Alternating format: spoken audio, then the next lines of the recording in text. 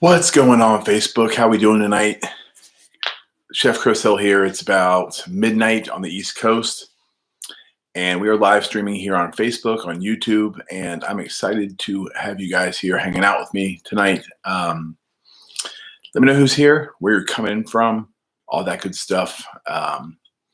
Seems like things are maybe on the upswing. We are what looks like things are getting better as we are moving towards certain states and certain cities opening back up, which is awesome. Matthew, what's going on, buddy? Good to see you here again, man. Hope you're doing well. We got a couple people here on YouTube, some people on Facebook. Brandon Garrett, what's going on, buddy? How are you, man? Good to see you again. So like I said before, I'm going to be trying to do these pretty frequently. If you have any questions, feel free to leave them in the comments, whether it's on Facebook or YouTube. And yeah, I'm excited to be here. Excited to have you guys here. And here in Virginia, the beaches opened back up today, which is a good thing. Last Friday, restaurants opened up at least partial capacity with the patios going strong. So that's a good thing. Hey there, Amber on YouTube. Good to see you. She's about to go back to work on May 30th. That's awesome. So that's what, next week, pretty much 10 days from now, I guess. Good stuff. Amber, what kind of work do you do? I assume you're in restaurants, maybe. I know California's doing things a little bit weird too. It seems like they're opening up. Let's see what I see. They're opening up the movie studios and all that kind of stuff, but they're not opening up churches and things like that, which I thought was interesting. But anyway, let me know who's here. If you have any questions, feel free to leave them in the comments. If you have any thoughts or anything in general, just go ahead and leave them there, and we'll get the conversation started. I did have a few comments from people, questions leading into this. Someone was asking, well, what happens if this has a second wave, which I think is probably all of our biggest concerns. I think it'd be bad news across the board, especially for restaurants. Especially you think the whole PPP, the payroll or is it payroll protection program, the thing that's designed to keep staff around. Well, if you implement that and then things go haywire again, well, now you're basically having to lay people off again, and what do you do next? So that could be tough. That could be really tough. And I just hope that we have things in place and enough tracking and all that kind of stuff to hopefully nip some of the stuff in the bud if it does come back. Brandon, I'd love to see what maybe you could elaborate a little bit on what you're talking about there. Vibor, how's it going? Good to see you. I hope you're doing well, buddy. I did see that, and I wonder if any of you guys had to close and open back up, at least here in the USA. If any of you guys, I saw in one of my Facebook groups that basically from the ServSafe folks, a reopening kind of certification that someone had to get. I'm curious to know if anyone has had to get that, and if so, what are the things you had to do in order to get those certificates to reopen. I assume it's some sort of sanitation cleaning checklist. Tyler, what's going on, buddy? I see you're here. Hope you're well, man. How are things going over Indigo Sky? That y'all are open back up. Let me know. Amber, so the casino, you said it's opening in phases. Good luck with that. Amber, how are you? Good to see you, Elizabeth. But yeah, so I'm curious to know how this kind of whole ServSafe recertification for opening up is going to be. Yeah, it'll be interesting for sure. Let me know who's here. If anything you guys want to talk about specifically, I don't really have a whole lot. I've been on a bunch of podcasts today that I shared one earlier. From what's it called? I'm gonna have to just give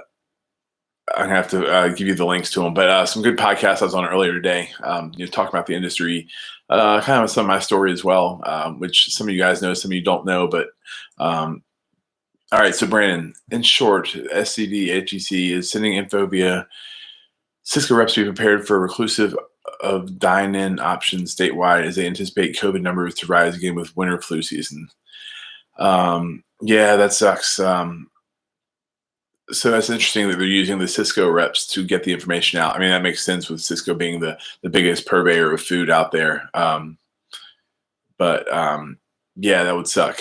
Um, but I mean, who knows? Like I think everyone, 3 months ago and 2 months ago and 1 month ago had a certain perception of how they thought things would go, and I don't think anyone has really been able to have track it the way they thought they would. So maybe things will get better. I know I saw that college sports are returning in a couple weeks, so hopefully that's good. I think it's good for the morale of the people, and that's what we have to weigh. I think we have to weigh people's health, but also weigh that against the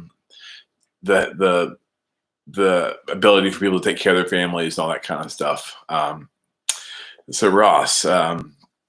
Robert, what's going on, buddy? Good to see you. Here in Minnesota, our governor just shocked us with our new June 1st restaurant openings. Only outdoor patio seating, no indoor service allowed. Our restaurants have been closed since mid-March. Yeah, Ross, I know things similar happened here in Virginia last week with that. It's going to take more than patio seating and partial occupancy to get things rolling and to keep restaurants open. But it's maybe a start, right?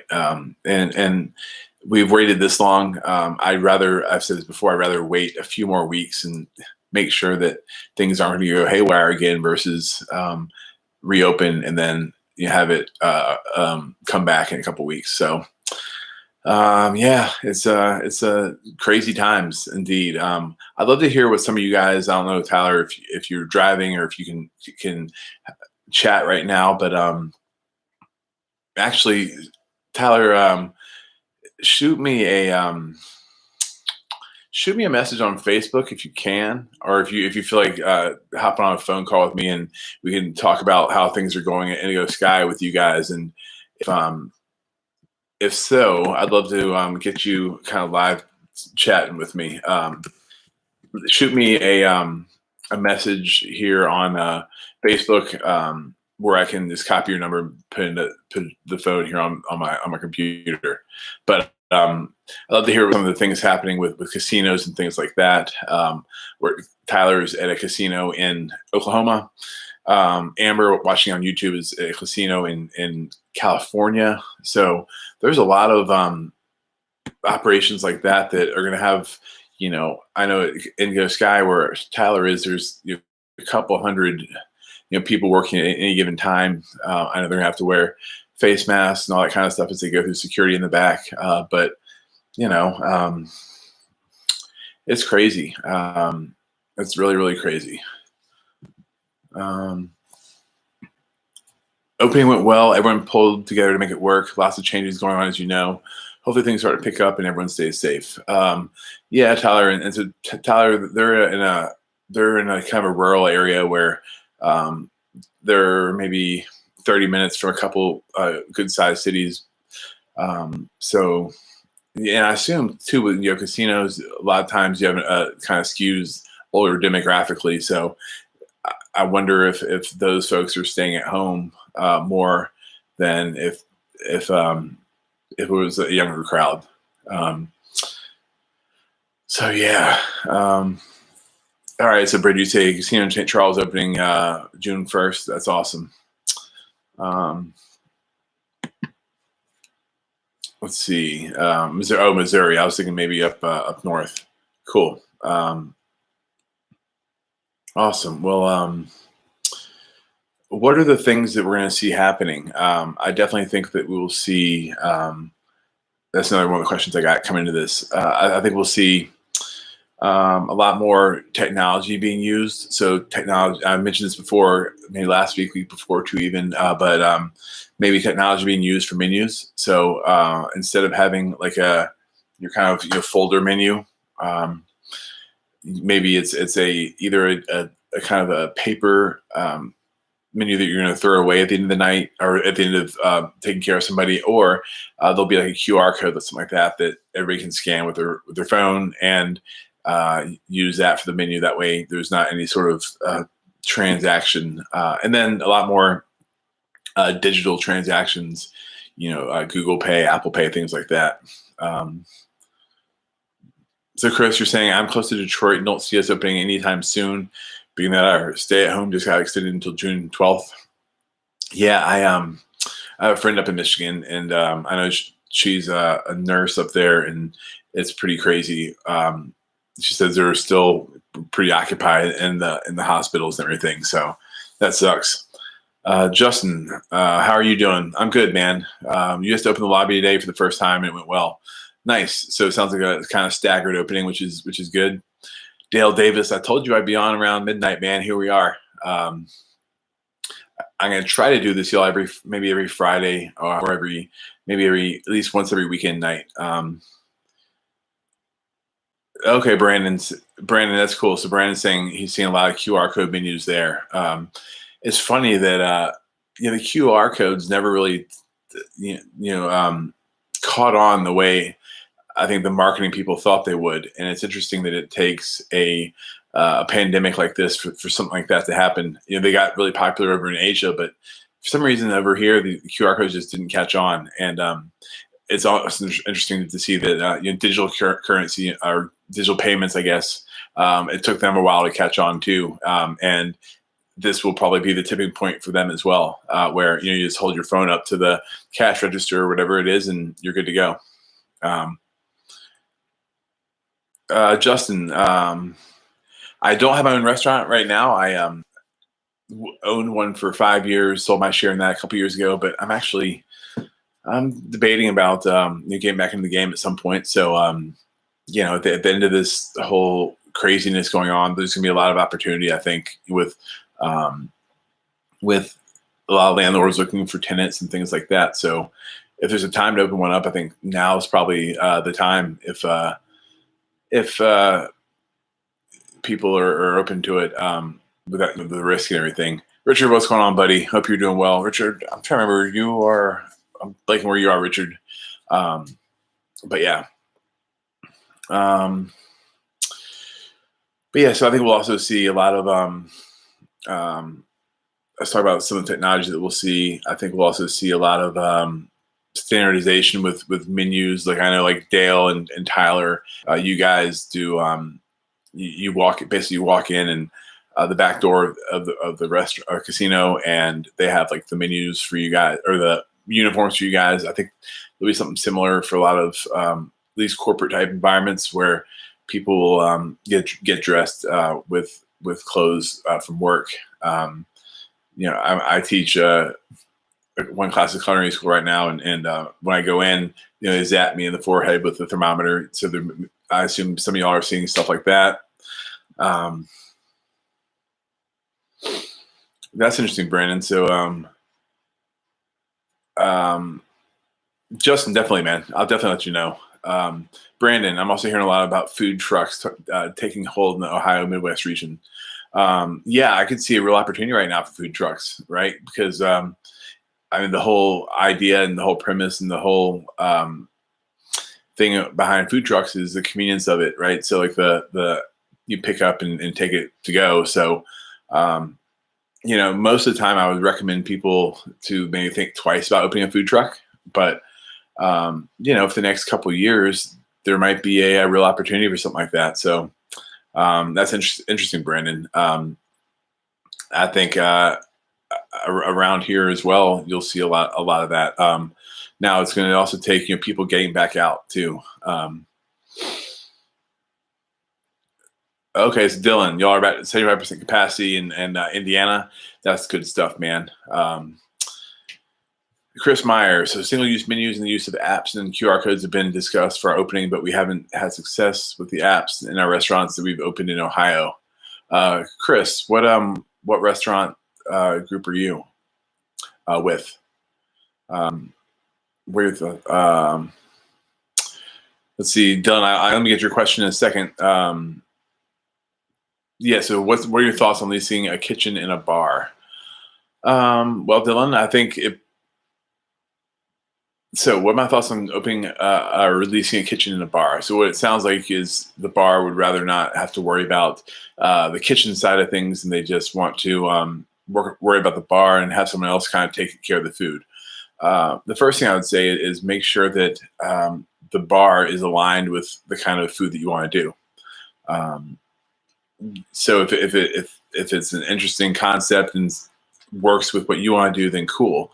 But I could also see just kind of like a bar not being very I don't know, put together, and as a result, just not wanting to take on the headache of a kitchen because of that, not because of the fact that it doesn't go with their concept. So I think the biggest thing is make sure that it kind of is aligned with what you want to do, and then if so.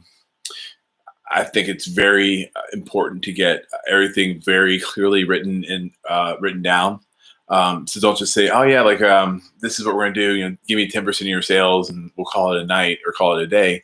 But really knowing, okay, like this is what is going to be the agreement. This is when I'll pay you however much a month. I would definitely do some sort of percentage lease, as in. Typically a percentage lease will be between 8 and 10% of your lease. That way, if they're slow and they don't bring people in, while you're trying to kind of build up your the brand of the food, you're not going to really be penalized. Versus if you have a flat fee, then you'd be screwed. So that way, if they are slow in the bar, and you're slow at the kitchen, well, it's going to be reflected in how much you pay them. So that's important. I have that all written down.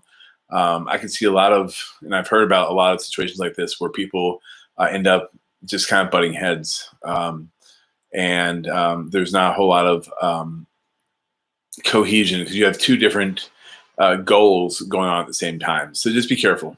Um, Josh, a glass of whiskey before bed sounds good, man. What's your Chris?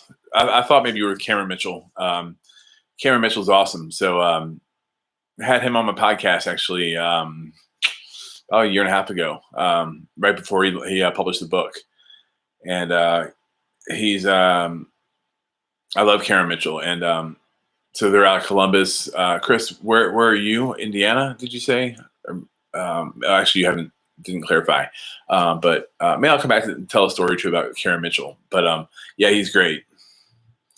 Uh, Dale, so your quiet opening is going very well. Half the employees back to work. That's awesome. Our new bar and grill being constructed right now, set to open July 4th. So good stuff, man. Dale and Tyler are together over at Indigo Sky. I got a chance to go out there a couple of times. Hope we can make it work again soon, Dale. But Dale's the executive chef. Anyone in the, I guess, Southeast Missouri area, Southwest Oklahoma area, near kind of Missouri. If you're in that area, they do a great job. Dale's a great chef, does a really good job of taking care of people. And his sous chefs, Tyler and Amanda, are awesome. So good stuff. They're taking one of their concepts in the casino and flipping that from I guess it's kind of a food court over to a sports bar, which I think is a great great move. Are you all able to get sports betting in Oklahoma yet, or is that still just out in Vegas? Anthony, what's going on, buddy? Well, Anthony, hopefully we're here for a while and you can hop on once you're done cleaning. Dylan, what's going on, buddy? Nicola, how are you doing?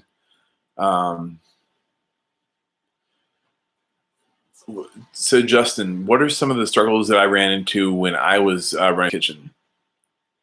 Well, there's been a number, and I think that's part of the process of becoming, hopefully what you'd like to call good at anything. When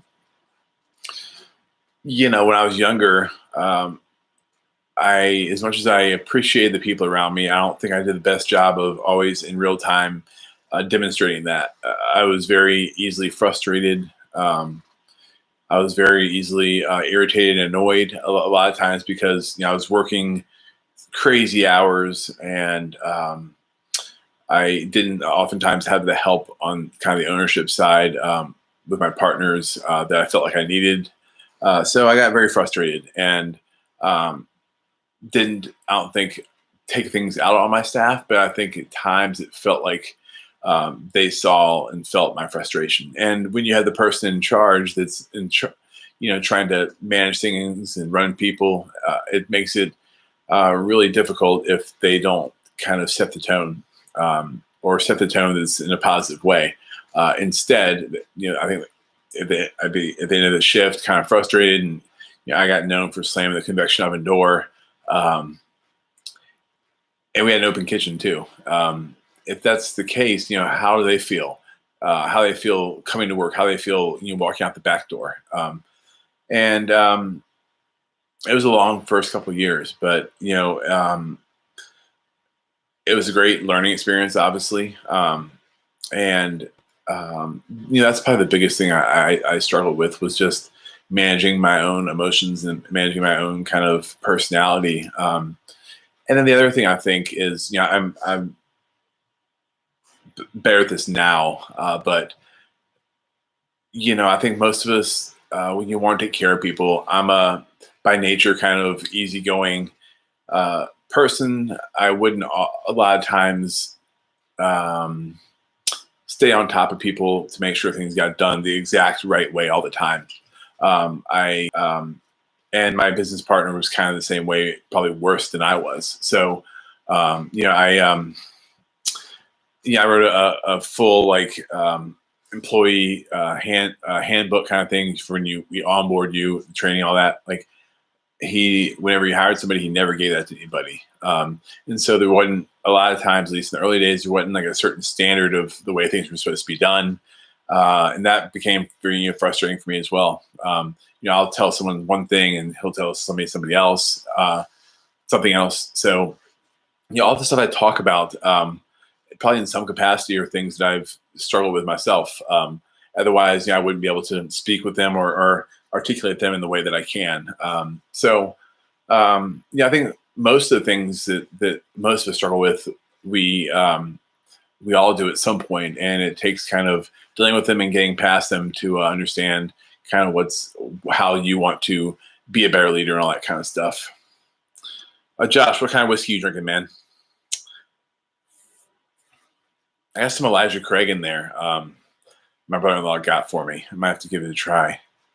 Um, let's see here. So, Josh, do I think the rules and regulations with public health and food inspectors will become more strict, or will they just tell us to stick with regulations? The fines for infractions are ridiculous. Yeah, Josh, so you're in Canada, right? I don't know. Some of you guys probably weren't on, 5-7 minutes ago, but I was talking about when I first started this, that when we opened this conversation up, I saw somewhere where for restaurants to open up, they had a ServSafe COVID-19 reopening certification from the ServSafe folks. Yeah, I wonder if anyone here has seen something like that. But yeah. I will definitely be curious to see the next version of the ServSafe book. Now, do I think the rules and regulations with public health will become more strict? I definitely think they will. The question is how they're going to implement all that stuff. Like, it seems like they're already kind of short-staffed. Restaurants for the last 10 years, whatever, have been going like this, and they've been kind of going like this. A lot more restaurants, a lot less people to do the same work. And now you have all these restaurants opening back up at the same time. What's that going to look like? I don't know how they try and tackle that, but it'll definitely be interesting to see. But I think there will be a lot of new guidelines that will be enforcing. Here they don't really fine us, but they definitely can, give you infractions. Those infractions show up, on the public health services page or whatever it is.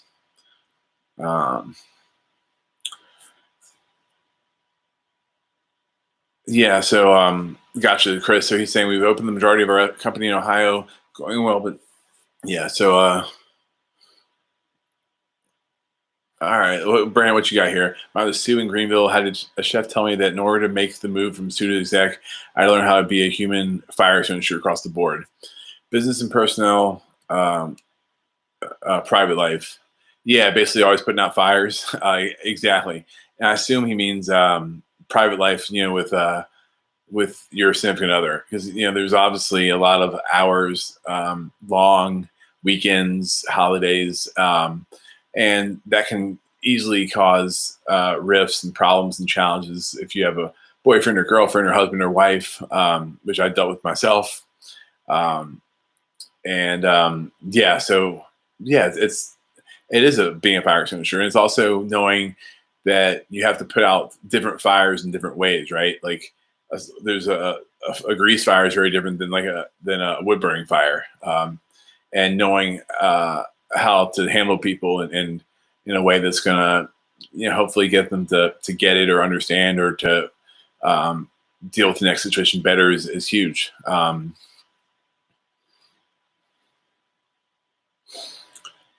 Let's see here. Okay, nice, Brandon. You got some. I haven't had the that. I love good rye whiskey though. I'll have to give that a try. Um, Gotcha, Tyler. So no sports betting yet. I just thought that maybe that was in line with like y'all open up the sports bar. Nice. Double Oak Woodford sounds good too, man.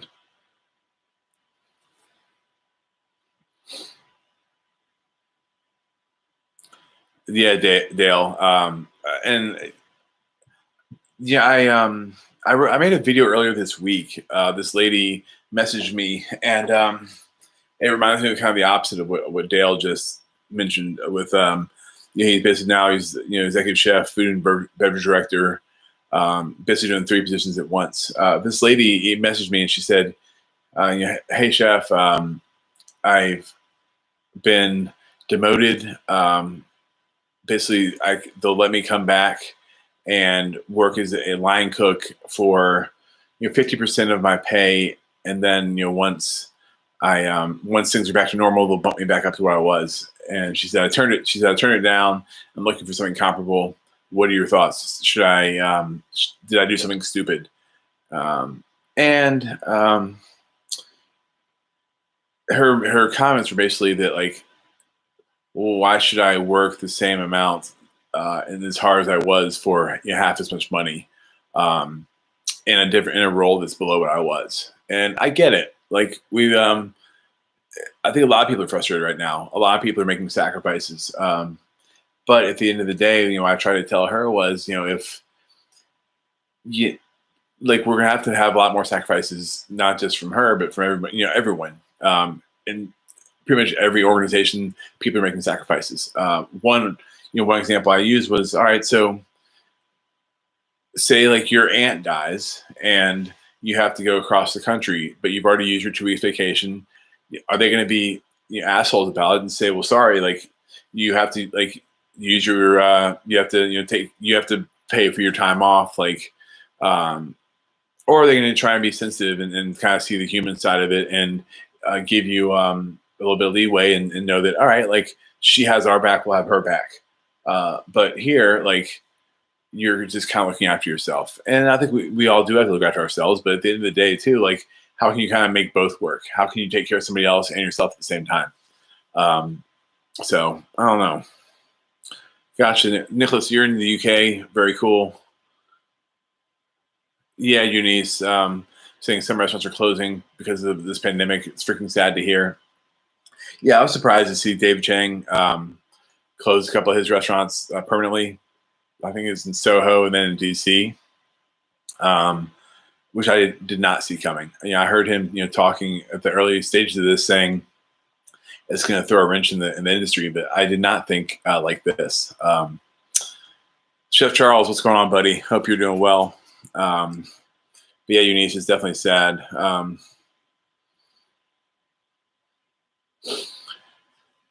I like it, Josh. Stay hopeful and keep positive and keep washing your hands. Damn right, man. Um,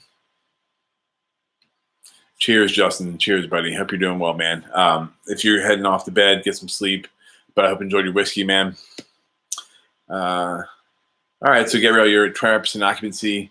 Feels good. It's a little bit weird to say the least. Yeah. You guys that are open, are the front of the house staff wearing masks? I haven't been out really to a meal yet. Out. Sit down. But yeah, are they all wearing masks? I'd love to know. I'm curious if it's half and half or everyone's wearing masks. Yeah. And Tyler, yeah, Dave Chang is the man.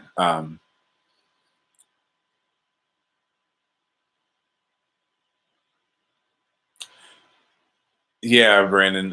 So I think the silver lining to this is to our professional relationships is understanding personal situations and the devastating effects they can have on our micro ecosystems, i.e., lives. Yeah, man. And like I was listening to a podcast yesterday. They're talking about I don't know if anyone's familiar with Jay Shetty, Shetty. He's a really cool dude. He's like an entrepreneur now, but he grew up in the UK and went to be a monk for a couple of years, and now does like it's just some really cool stuff in like the entrepreneurial base. And he was talking about like there's no right or wrong way to kind of handle this, right? And it's up to you to kind of make the most of it. You feel what you need to, but then you try and kind of move forward at the same time. All right, Josh, get some sleep, man. Good to see you, brother. All right, Gabrielle. So everyone's wearing masks. It looks like you fought him on it. And Gabrielle, that's where I think it's up to us as the restaurant establishment, casino, hospital, whatever it is, to make our customers, our patients, whatever it is, feel safe. And because I think out of the gates, at least, they aren't going to go to like the place with the best food necessarily. If there's two places that are comparable, I think that right now they'll choose the place that has good personal hygiene practices, all that kind of stuff. It's very transparent about it. So, all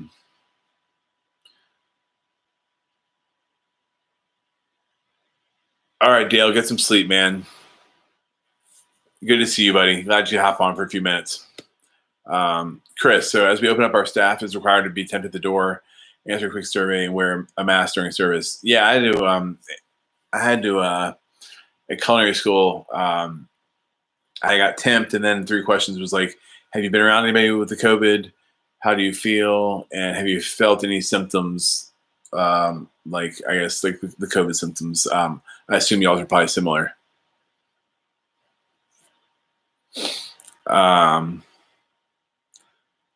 Joe, y'all are still doing to go only.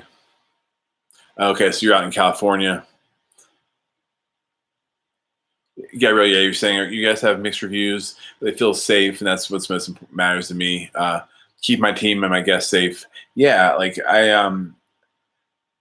don't think anyone wants to have their waitress or waiter, come up to them with a mask on. Like I talked about last week, it creates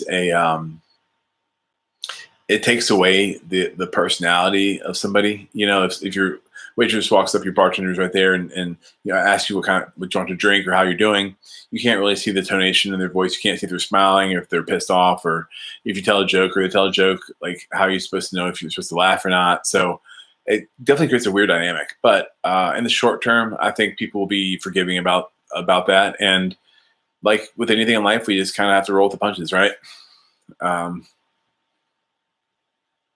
All right, Danielle, you're saying you helped your boyfriend open his restaurant today. From the house, must wear a mask. Back of the house, you're supposed to, unless around flames. I was working in an event center, so no going back. Gotcha. So that's Cleveland. Cool. Rocky, what's going on, buddy? Hope you're doing well.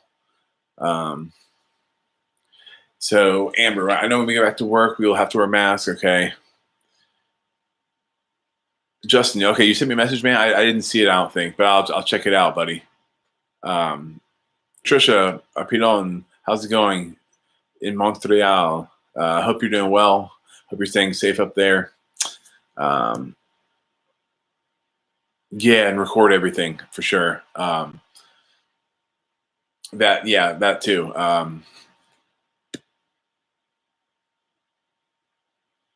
let's see here.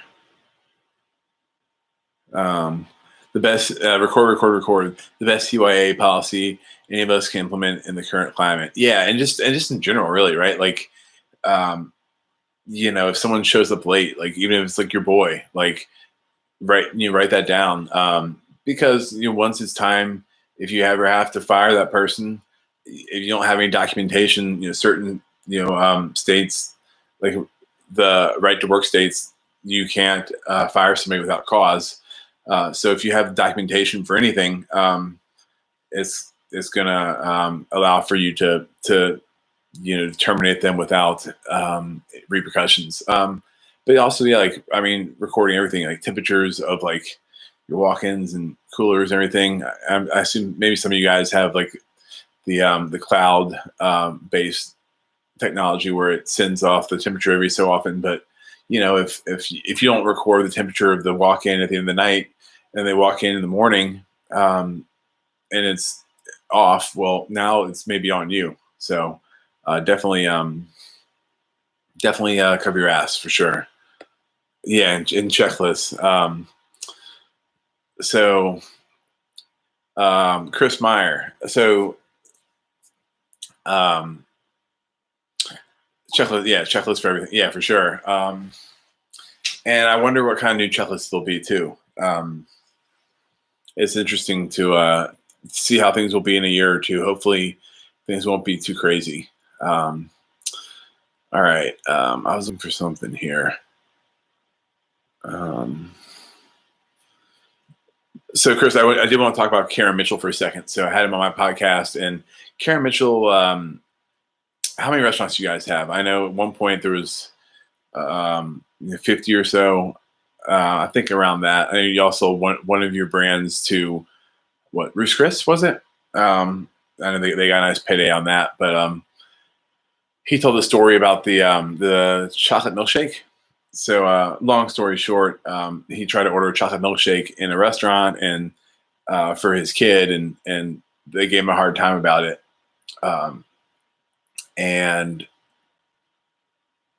he was like, well, all right, well, can you just, do you have ice cream? Like, yes. Do you have milk? Yes. Do you have chocolate syrup? Yes. And then like basically he tried to order chocolate milkshake. They wouldn't do it for him. Gave him a hard time about it. And then he was telling the story at a conference, much better than I did just now. And his one of the people in the conference heard this, went to his restaurant and tried to order a chocolate milkshake, and they wouldn't give it to him. So then he's walking down the street, like the next week, and this lady pulls him aside and says, "Hey, like, we love, my husband and I, you love your restaurant, but my husband saw you speak last week, and you talked about this chocolate milkshake, and he tried to order one, and they wouldn't make it for him, and so now I guess the chocolate milkshake is like the symbol of hospitality for their company. Whenever they have like training sessions, everyone gets a chocolate milkshake and all that kind of stuff. Like it's pretty cool. His book's called Yes. The answer is yes. What's the question? I think, which is really good. It talks about his story. Hearing his story was really cool because I mean when he opened his first restaurant, he was very intentional. I think he opened his first restaurant around like 26, 27. But he had saved up. Hadn't worked in like 9 months and trying to open this restaurant, got a bunch of money to put together, about to close on this real estate, and something happened. Landlord pulled out. Anyway, happened again almost, and he was able to get this final $2,000 to get the space. Otherwise, he was going to have to go get a job the next week. And so I think it just he's done really well. He's late 50s now, I think, and it's cool to see the good guys winning, like people like him and Danny Meyer and all that kind of stuff. Yes is the answer. What's the question? That's what I thought. Cool. Yeah. Okay. So Mitchell's Fish Market to Ruth's Chris. Yeah. So Patricia, you're still not open yet. If you're still not open yet, I am First Cook. Um, so your chef, I guess a banquet chef at the hotel. So for all banquets are canceled this summer, yeah. Gotcha, Patricia. Well, good luck with that. Yeah, I know. Being a banquet chef is probably not a good job to have right now, but it sounds like you have enough going on at the hotel. They can probably hopefully keep you busy in the near time or in the future. Joey, I'll check that out. Give them give them the pickle? I'll watch that once we're done with this. That's cool, man. I can kind of start to think about what it might be. Very cool. Well, guys,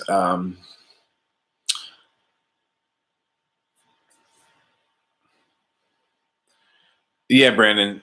So, yeah, I talk about mise en place a lot, like the idea of mise en place, right? So it's like having all of um, your ducks in a row before things get busy, before service starts. And yeah, I like to apply the idea of mise en place not just like to having your station set up, but like the different components of a restaurant or like even like your life. Like the more you can try to get your ducks in a row, the easier it's going to be to navigate when things get crazy and go haywire. If you have 20 tickets hanging, it's going to suck either way, but it makes it a lot easier if you have all the stuff you need right in front of you. If you have to go to the walk-in 2 different times, if you have to grab a head of cabbage and chop it up to get your next salad out or whatever it is, it gets really hard. So the more you can kind of get all that stuff in place is can make everything a lot easier. So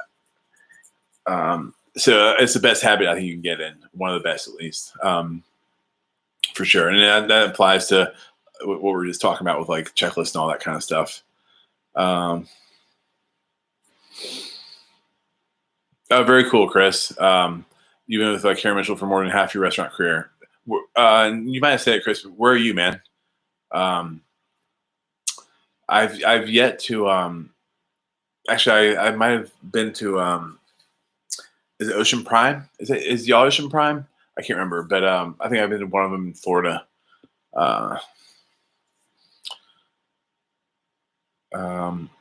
That sucks. You got a lot of site catering scheduled to the end of the year. Many companies cancel them indefinitely. Tyler, I like that too, man. You don't have to get ready if you stay ready. All right, Tyler, you gonna go home and sleep in your clothes? But yeah, for real. If you, I like it.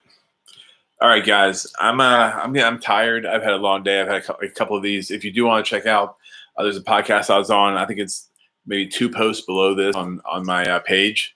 If you want to check it out, it talks about the industry and it's a pretty cool podcast. I guess it's called Best Served. Ocean Prime, yeah. So I was at Ocean Prime, but Best Served. And he actually interviewed Ming Tsai. I think that interview went live today too. And Steven Satterfield, he's a chef out of my hometown of Atlanta. James Beard Award winner, cancer survivor, really cool story as well. So yeah, so definitely check out that podcast. Is called Best Served, and the video is right below here. We're just chatting about the industry and kind of a little bit of my story and kind of what got me through. So Brandon, power napping your toe. Yeah, keep your hair out of your eyes, right? Anyway, guys, it's been fun. Sorry, this one has been me just kind of rambling about some of the same old stuff, but I'll go through and get some of your questions in the next for the next one. Maybe I can do it tomorrow night or before the weekend's over because I do have some questions from some of y'all. And if you want to leave any questions, just hit me up and DM me. So anyway, guys, y'all glad to hear some of y'all are back to work and we'll do this again soon. All right, cheers.